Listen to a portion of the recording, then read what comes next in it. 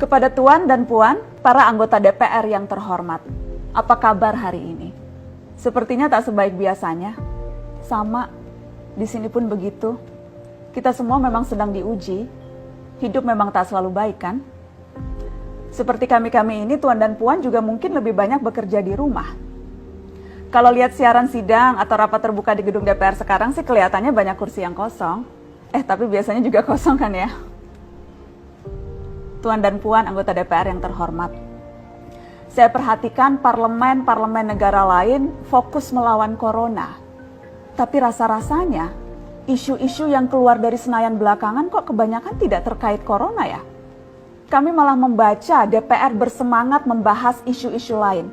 Contohnya, rancangan Undang-Undang Cipta Kerja yang banyak ditolak karena dinilai mementingkan kepentingan investor di atas kebutuhan pekerja.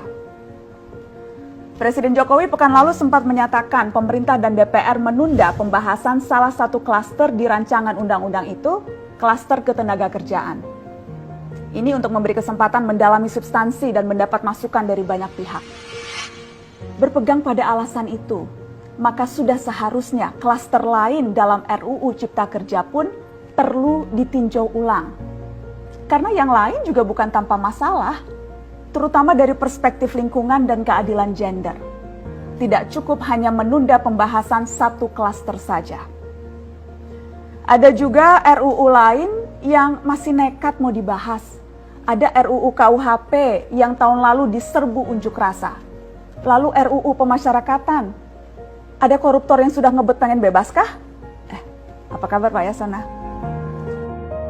Terus terang saja, membahas undang-undang yang menyangkut hajat hidup orang banyak di masa seperti sekarang ini terlalu mengundang curiga. Gara-gara pandemi yang pada jatuh cinta saja berani menunda nikah loh. Ini kok DPR buru-buru banget kayak lagi kejar setoran?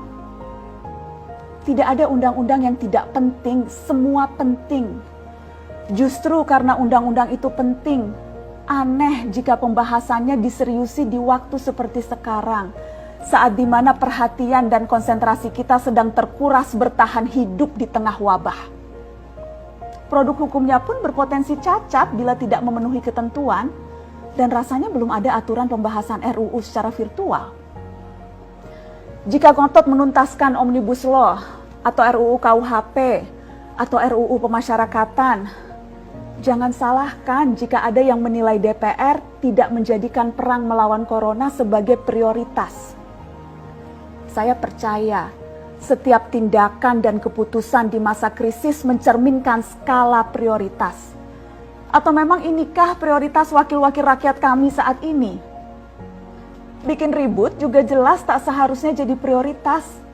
Satgas COVID-19 DPR kemarin dikabarkan mengimpor jamu ilegal dari Tiongkok secara besar-besaran untuk pasien positif virus corona. Satgas kemudian membantah itu, katanya ini diproduksi di Jakarta dan merupakan sumbangan Wakil Ketua DPR RI Sufmi Dasko yang akan dibagikan gratis ke berbagai rumah sakit. Kemudian dikabarkan juga jamunya mengandung bahan berbahaya dan belum terbukti klinis. Satgas lagi-lagi membantah, katanya sedang proses mendapatkan izin edar di Badan Pengawasan Obat dan Makanan. Sedang itu berarti belum kan ya? Tuan dan Puan yang terhormat, niat baik pun perlu proses yang baik. Proses yang semrawut hanya akan disusul polemik. Sementara sekarang kita sedang banyak-banyaknya menaruh harapan kepada negara. Tindak tanduk DPR salah benarnya akan selalu dilihat. Makanya sempat ramai juga warganet mengkritik Satgas COVID-19 DPR RI yang berfoto mengenakan APD saat hendak berkunjung ke rumah sakit darurat Wisma Atlet menyerahkan sumbangan DPR. Ini dinilai melukai hati masyarakat. Tenaga medis kita saja bertaruh nyawa benar karena kekurangan APD. Tidak ada yang meragukan jumlah sumbangan DPR. Kami yakin pasti banyak, namanya juga DPR, beli ribuan rapid test saja mampu, ngeborong jamu apalagi. Tapi ini soal rasa dan empati. Kecuali ya, kalau yang dipakai anggota DPR itu APD yang lain, alat pelindung dewan. Salam hormat dari kami yang kalian wakili.